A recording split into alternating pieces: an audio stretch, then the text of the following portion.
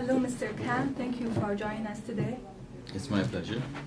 As we all know, Kits has been the best citizenship by investment program for many years.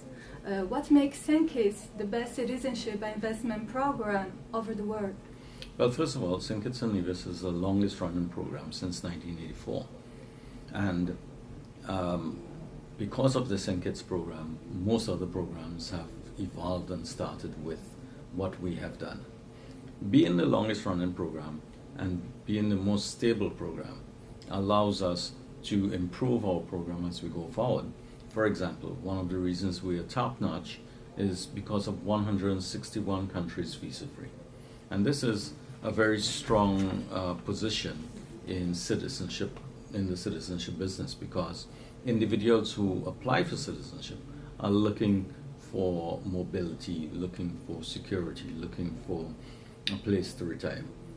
Kits offers all of this. Kits and Nivus, through its hotels, the top hotels that we have, through the fast processing that we have, most efficient. And last year we were ranked #1 in the world in the citizenship by investment programs. So all of these things make us a most wanted application center. And we look forward to being able to maintain that standard as we go forward.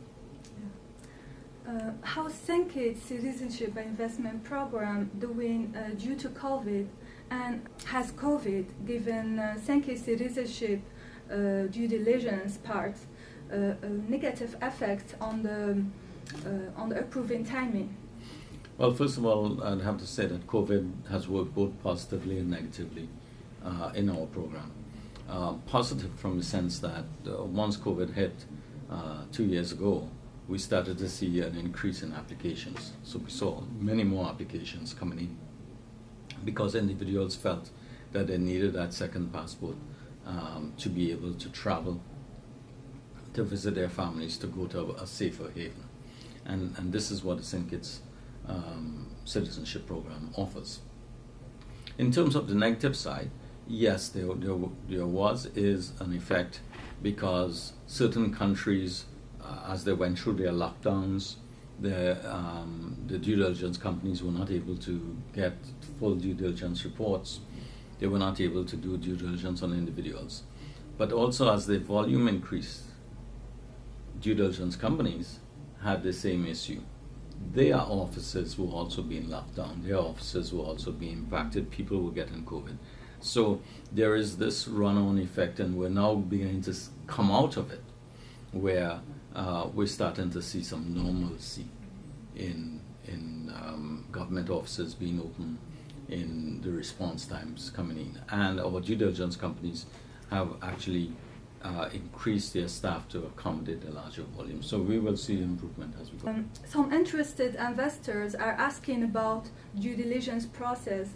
May you give us a general idea about due diligence, how it works on applicants, and what reasons may cause applicants fail to pass due diligence? Okay, so let me answer the last question first. There are basically 3 or 4 reasons that an applicant might not get approved for citizenship. And this varies. One is if the individual has been refused a visa from a country that we have visa-free access to. So if they try to get into the UK, for example, and they were refused a visa, and we picked it up in our due diligence, then that's a reason they will be denied until such time that they can prove that they got a new visa. Then we'll review the process. So that's one reason, and the main reason why many people are denied. It's because the not UK visa refusal, but also refusal from a country that we have visa-free access. The second is if someone has been identified as a security threat to the country or to our international partners. Have they been involved in terrorist activity? Have they been involved in terrorist financing and so on? We get that information from our international law enforcement. The third reason is if they are reputational risk. In other words, are they doing something? Are they in the media for supporting a left-wing group or supporting terrorists or something like that? If if we feel that that applicant is going to be a reputational risk for us, we will deny. And the last reason is if the individual has been convicted of a crime. If he's convicted of a crime, he should not apply because our regulations say that we should not, we will deny an individual who's convicted. Mm-hmm.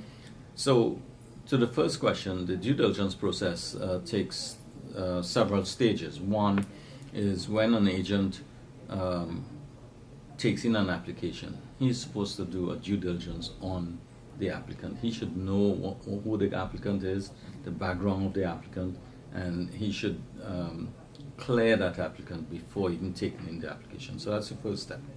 The second level is when the file comes to our local service provider. Our local service provider also does a due diligence. So we enforce our local agents and local service providers to submit the due diligence report that they got for the client. The next level is when the file comes into our unit. We send all the names to our international due diligence company. And the international due diligence company will then do media checks, open source checks, and give us as much information as they can from those sources. In addition, the due diligence companies will send their agents on the ground to find out and do discrete inquiries on the applicant. The applicant's marriage certificate, school background, banking facilities, banking arrangements, place of employment, place of residence. So a lot of things validating what the applicant has put in his application.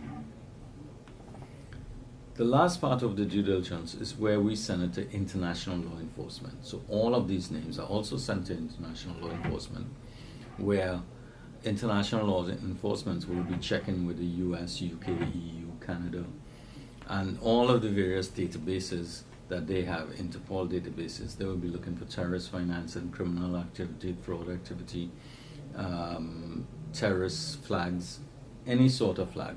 The sanction lists, as we are now hearing about sanction lists. So sanction lists become an important part of our due diligence process. Mr. Khan, I noticed that there are some commercial arrangements between developers and investors. For example, the investors make the payment to the developers by installment. Is this commercial arrangement bother the CIU? Or what is the key point that CIU concerns? Well, first of all, the CIU does not accept installment payments. That's number one. Number two is that from the government's perspective, the Citizenship by Investment Unit, our requirements are very straightforward. When an application comes in for real estate development, we must have a purchase and sale agreement for the face amount of $200,000 and $400,000. Right? So as part of that application, we must also have an escrow agreement. And the escrow agreement must be for $200,000 or $400,000. As part of the escrow agreement, we must have a payout schedule that is based on construction, not based on approval. All right. Based on that criteria, the client would have met his obligations to the government, and the government will continue to do the processing of the file. Now, if there are commercial terms between the developer and the client, those are just commercial terms. Regardless of what the client pays or what rebates the developer gives, on approval, $200,000 or $400,000 has to go into escrow. Right? Must go into escrow. And the payout schedule is going to be based on the payout schedule on the escrow agreement. Some investors may also have a question. As an applicant, how I make sure that that person or the entity I'm dealing with for my Senke citizenship is the right one, and how can I be sure that this person or this entity is approved by CIU, and what CIU did to protect the investors' interests? Well, there are many agents around the world, and some of these agents are not registered with the St. Kitts and Nevis CIU. If an applicant wants to ensure that he's dealing with a legitimate company, well, first of all, he needs to know the developer that he's working with, and if that developer is legitimate. Now, that developer will be listed on the CIU's website as an approved project. So the first thing they should do is ensure that they have an approved project. They should also inquire as to the status of the project to make sure that the project is moving according to the plans. The second part is that with so many agents out there, it's important that they know who the agents they're working with. And one way of doing that is by looking at our website and working with international marketing agents. International marketing agents are basically licensed by the unit. They pay a fee. We do due diligence background on the company, on the individuals, and we place them on our website. In other words, we are saying these people we believe can represent St. Kitts and Nevis. I used to tell our investors that each person who got St. Kitts Citizenship by Investment Program has exactly the same rights as the citizens who are originally born in St. Kitts. But still some investors concerned about this, and they also concerned, actually they worried about if they will lose their St. Kitts citizenship after some years for some reason. May you please clarify us about this? We believe, and the government believes, that if someone is a St. Kitts and Nevis citizen, they are a citizen, regardless of whether it's economic citizenship or by birth. Those individuals have all the same rights as each other, except one, which is economic citizens are not allowed to vote. Right? But other than that, like an individual born in St. Kitts and Nevis, the only thing that can happen if you run into trouble, you're a criminal or something, you will get your passport removed and taken away from you. And that's because a passport is a privilege, it's not a right. Okay? So you will get all of the rights of citizenship, but you may not have your passport if there is a criminal activity or anything that brings us to reputational risk. So we have not cancelled passports by individuals over any period of time. So I don't see anyone as a blanket losing their passports or losing their citizenships. A few years ago, we recalled all the passports that were issued during a certain period of time because they did not have a place of birth on it. But we reissued new passports. No one lost their passports. All right.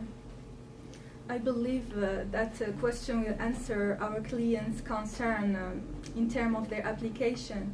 Mr. Khan, may you please say something to our Arab investors in the Middle East and North Africa? Well, first of all, I have to say that North Africa seems to be a market that we want to get into, and there's a lot of opportunity for St. Kitts and Nevis in that market. I'm glad that you're pursuing that avenue. For our investors and clients in the Middle East makes up a very large percentage of our applications, and more so over the last year or so. We're seeing a lot more applications coming out of the Middle East. So I would like to welcome those applicants, welcome them to St. Kitts and Nevis, and I look forward to seeing all of you in St. Kitts at some time in the future. Thank you so much for your time, Mr. Khan. It's my pleasure. Thank you.